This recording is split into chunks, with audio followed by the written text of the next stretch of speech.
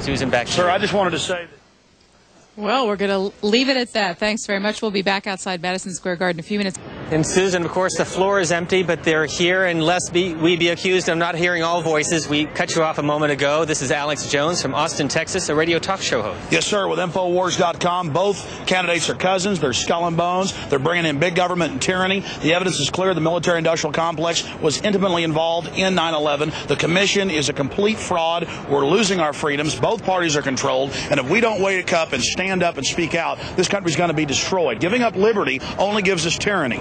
It does not give us security, and I hope that everybody out there wakes up to this and realizes that America is America because we have the Bill of Rights and Constitution. Everybody should investigate 9/11 and find out who's really behind it. It's Bush's and the New World Order's Reichstag, and his cousin Kerry isn't going to save you either. Thank you, PrisonPlanet.com.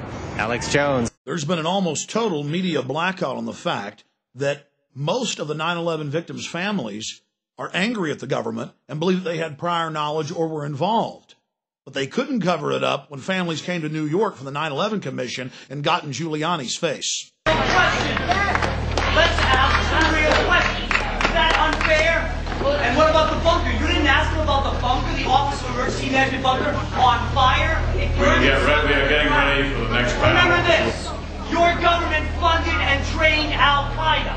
Repeat it again. Your government funded and trained Al-Qaeda. 3,000 people murdered does not mean leadership. We thank you It's a vacuum very of much leadership. for your Let help, us your ask leadership, some real questions. and your cooperation. Here's another thing the media continually buries. Giuliani got rid of all the evidence, all the steel from the Twin Towers. He immediately shipped it off. Giuliani's a former U.S. prosecutor. He knows a thing about keeping the evidence in a crime scene. And Giuliani suddenly got rid of every piece of evidence. He melted down all the steel, and the media didn't report it. That's not interesting. The families had to go testify to Congress to say, FEMA, you got to stop Giuliani from doing this. They tried to get Congress to stop Giuliani, and Giuliani said, I didn't know anybody wanted me to keep any of the evidence. Well, my simple message is this. Again, Americans, wake up. You know your media lies to you every day. Your government has on record for hundreds of years lying to you every day. That's all I ask. Wake up, pay a little more attention, and don't believe anything you read in the papers. How many times have we caught them lying to us? Yeah, how many? Well, they just closed the Office of Disinformation, didn't they? Why isn't that Zogby poll headline news today? Yeah, why isn't that Zogby poll headline news? It should be. Because every media in the country got it. Zogby sent it out to everyone. What are you going to do when 92% think like us? Well, why isn't the media talking about that? That's a big deal that a majority of New Yorkers believe what we believe in the new major Zogby poll. Why isn't that a major issue? And what is the establishment going to do when everybody thinks like we do? And on Monday, that Zogby poll was released that showed 50% of New York City residents believe the government had foreknowledge and made a conscious decision not to intervene. 50% of the people who live in New York believe that. Well, it's time for a serious investigation. Then CNN conducted its own poll on Anderson Cooper's program 360. After an hour-long show where he and others demonized members of the 9/11 skeptics movement, they conducted their own poll, and an amazing 90% of respondents out of over 7,000 believe that there was a U.S. government cover-up. All of the people involved in the cover-up of September 11th have gotten wealthy off of it or gotten even richer. And then now, September 11th is being used to kill our freedoms, to destroy what America is built on, what America is supposed to really be about. Most of my friends have questions about what happened on 9/11, and we'd like to know answers, and we're very disappointed in President Bush's reaction to 9/11. My name's Les, live here in New York City, and I'm part of a contingent that has vigils here at Ground Zero every Saturday. We've been doing it since January, actually. And I've seen a lot of interesting things, heard a lot of interesting things from people. A few just happened today. A woman came up saying that her family received a phone call from a family friend. She was told by this family friend on September 10th, the family friend was a Navy SEAL, told not to show up in Lower Manhattan tomorrow, which is, of course, the 11th. There's going to be a major event. MSNBC investigated the hundreds of reports of individuals in the towers being told not to go to work that day or being told to get out early that morning. And they found out that, yes, it was not an urban legend. It was true. They found hundreds and hundreds and hundreds of witnesses. And then the Israeli instant messaging company, Otago, admitted publicly, told Haaretz, one of the biggest papers in Israel, that yes, they got a warning and instant messaged hundreds of their employees in the towers and told them to leave the building 4 hours before the planes slammed into it. This is on the record and cannot be ignored. Students pointed up at the towers and told their school teachers in the weeks before 9/11 that those buildings are about to come down. They're about to be destroyed. And then on top of this, we have the public officials being warned.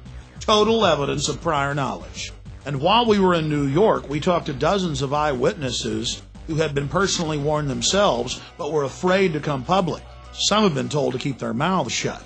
I was a rescue worker. I will say that I spoke to a cop on 9/11 who said that it was going to come down. I don't know how he knew that. He did tell me before it happened, before the fact that it was coming down. The widows from the police department and the fire department were standing at the new school in back for the 2 days, and they were screaming at the media, please pay attention. We got phone calls. We listened that their husbands or their children were saying there's explosives coming on like the 23rd, 26th floor before the buildings went down. And the media started laughing and said, we have no time to hear you.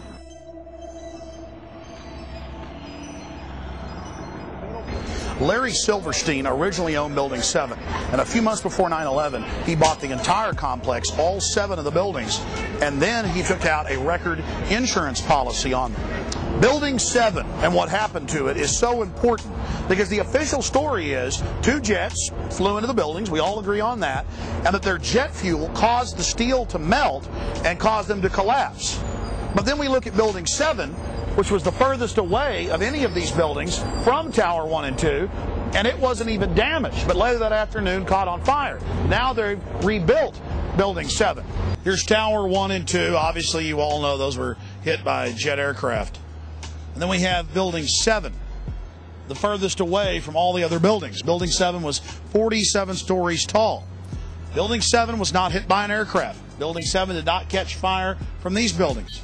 But later in the afternoon, mysteriously, it caught on fire.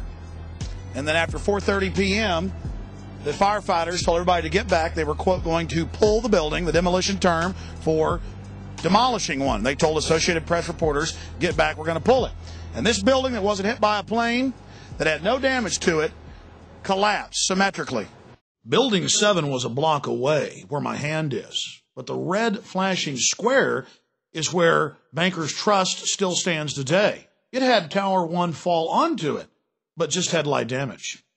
The owner, Larry Silverstein, of the entire complex, got on TV and said that they had blown up Building 7. He said they pulled it, demolition. Well, Silverstein owned them all. Oh, Silverstein owned all the buildings. Yeah. How many buildings are gone? All of them. How many is that? That's right. That plane wasn't, that building wasn't hit by a plane. 9 buildings are gone. Yeah. Thousands of people lost their lives. That building. Hundreds more. No. And there's an official U.S. government plan to carry out the attacks. He imploded that building on himself. He admitted it. He said it on television. He brought that building out. Yes. Larry Silverstein. So you understand? Larry Silverstein on America Rebuilding on PBS said that they blew up Building 7. They blew up 7. Even though. Hey, he saw it. Did you see it on PBS? Yeah, he pulled it. He said on PBS, he said, we pulled the building. PBS. Oh, yeah, he pulled the building. Pelted by debris when the North Tower collapsed. 7 burned until late afternoon, allowing occupants to evacuate to safety. I remember getting a call from the fire department commander telling me that they were not sure they were going to be able to contain the fire. And I said, you know, we've had such terrible loss of life. Maybe the smartest thing to do is pull it. And they made that decision to pull, and then we watched the building collapse.